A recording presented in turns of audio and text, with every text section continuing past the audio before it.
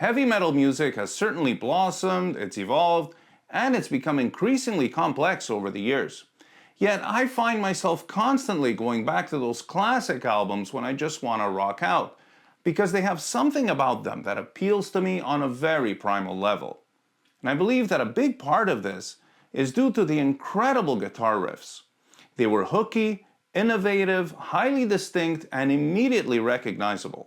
And most of all, they had a magic quality to them that left a permanent and indelible impression. Now, of course, there's really no way to keep it down to just 10 entries, but I didn't want this video to be unbearably long. So to help me narrow it down, I decided to stick to songs that were released between the years 1980 and 1990, to limit myself to just one riff per artist, and it had to be a riff that had a profound impact on me, both as a young metalhead and as an aspiring guitar player. I also opted to include a mixture of very popular must-know riffs, as well as some less obvious choices just to keep things interesting. So with that in mind, let's look at these 10 absolute killer classic heavy metal guitar riffs. Here we go. This was one of the very first riffs to make me lose my mind when I was a kid. Randy Rhoads was my first guitar hero, and he's still one of my absolute favorite heavy metal guitarists. Aside from his exceptional solos, he was a master at writing riffs that were memorable and unusually captivating. Like many of the riffs in this list, it's simple, straightforward, but extremely powerful and effective. Ascending inverted power chords over an A 16th note pedal, followed by open G and D power chords to complete the riff. Doesn't get any more metal than this.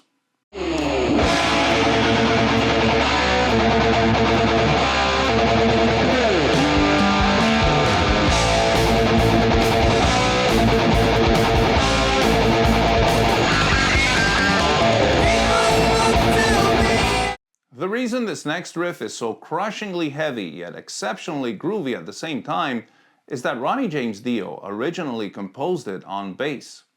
It's in the key of C minor, which is a little unusual, and I believe this gives the song an aura of magic and mystery. Austrian composer Ernst Pauer once described the key of C minor as being expressive of solemnity and dignified earnestness, and most effective in portraying the supernatural. That's a pretty fitting description of both Dio and this song.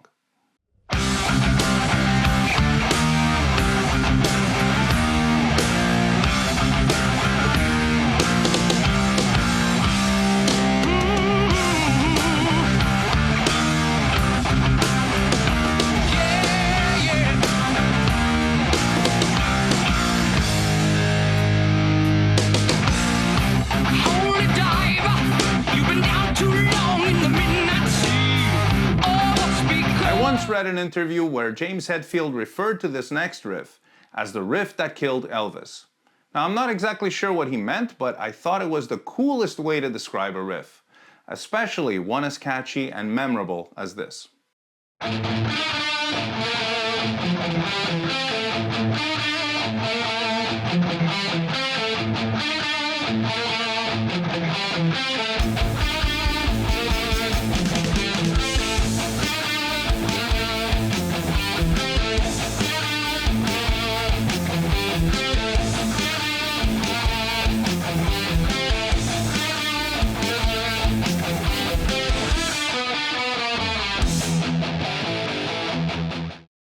I think what really makes this riff is the clever use of chromatics, where they bring the D and A notes out of key for just a quarter of a beat before bringing it back. And this gives the riff a hint of tension as well as a very distinctly recognizable sound. The next riff is from the opening track of what is arguably Dawkins' very best album, Back for the Attack. This one has all the elements of a great classic metal riff. Muted 16th notes on the low E string, moving down power chords with slides, a chromatic B flat against the low E for that evil sounding tritone, open string half-step pull-offs, and a little pinch harmonic for flavor. It's obvious that Dawkins and George Lynch wanted to make a huge mark with this album, so the opening track had to be an absolute monster. Here it is.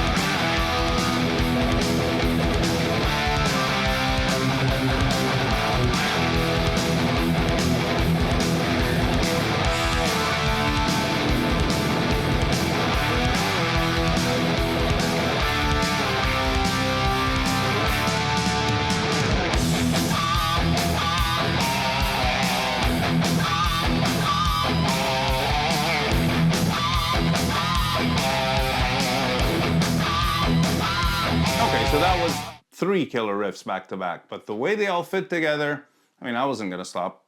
This riff was the first single from one of the very best and most successful thrash metal albums of all time, Megadeth's Rust in Peace.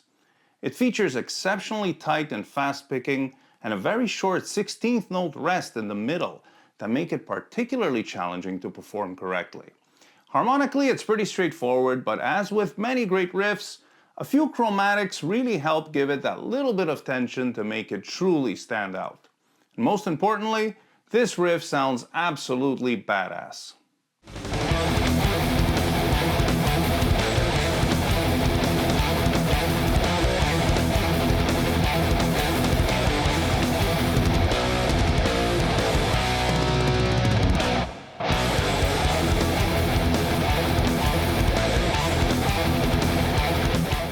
When this album came out in 1990, it caught many of us completely off guard.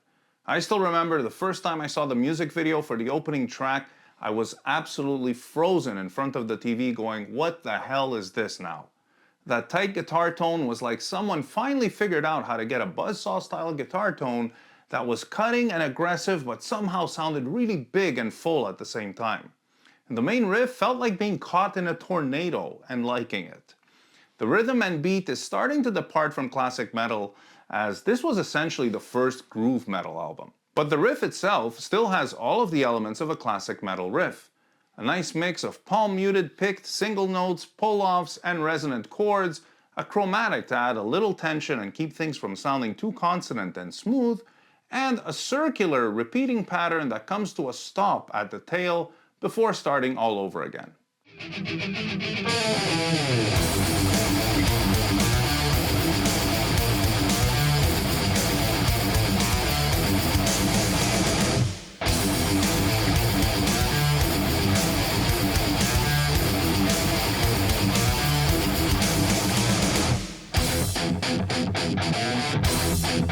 Next is a riff that to me always sounded like being stuck inside a haunted house and scrambling to find a way out. It's so dark and sinister with those fast sextuplets and the flat six from the Aeolian mode, plus those two alternating tails that give it an almost question and answer kind of structure. This is the main riff from the first single of King Diamond's incredible album Them, which was released in 1988.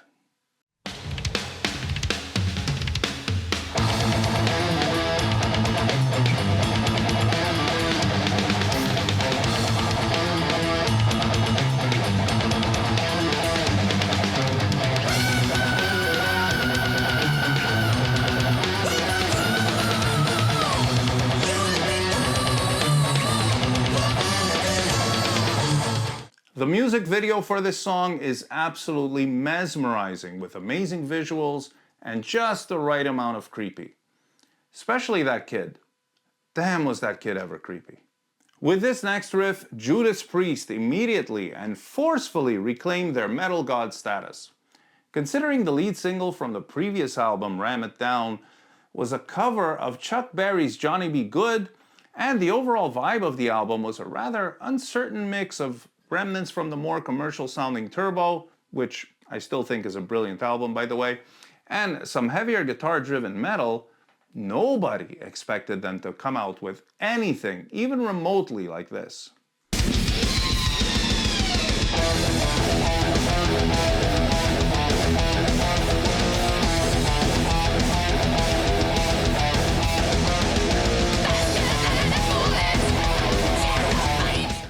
Two things make this riff sound so dark and heavy.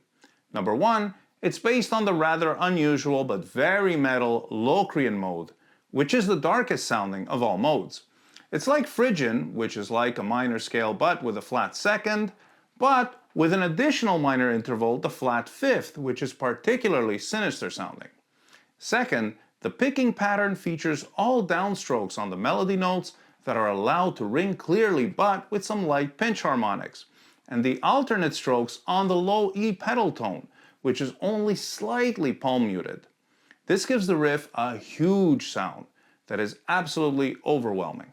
We have two more to go, and I picked the second last one because it's a little Zeppelin-esque, but with the evil turned up to 11. The riff is based on the minor blues scale, and it's got some cool things going on that make it stand out. Gradual bends, harmonics, and mean-sounding power chord stabs with an additional fifth in the bass to make the chords sound chunkier and meaner. It's the opening track to Danzig's self-titled debut album, released in 1988 with the awesome John Christ on guitar.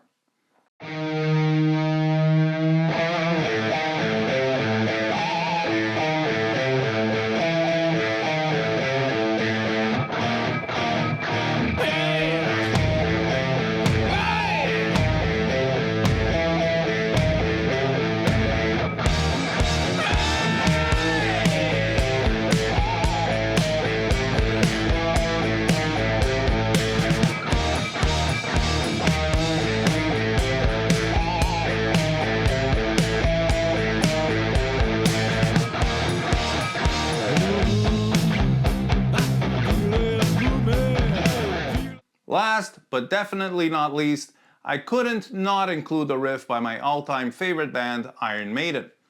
There are many great riffs all over their 17 studio albums, but if there is one riff that really stands out above the rest in their career from 1980 to 1990, it would be the riff from the lead single of their 1984 album Power Slave that catapulted their career to new and probably unimagined heights. This is by no means an original riff, as it had already been done in various forms since the 70s, but the details in the way Adrian Smith crafted this one make it very distinct and absolutely unmistakable.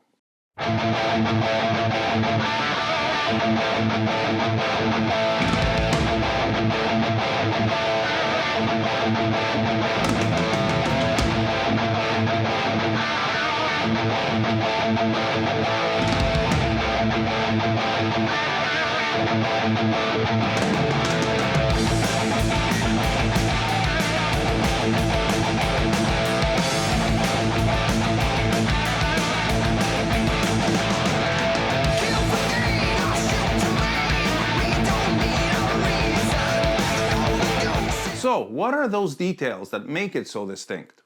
Well, for one thing, even though they're technically playing inverted C and D power chords over an open A pedal, that's not actually how the riff sounds. Because of the constant motion of the A pedal that overlaps the dyads above it, the sense is more that of an alternating A minor 7th and A suspended chords. Then there's the rhythm and articulation, which, unlike other similar riffs, has a very peculiar bounce so that it doesn't have a straight heavy metal feel to it and really shows its blues rock roots. Let me know which riff you would have included in this list and or which riffs you'd like to see in a future part 2.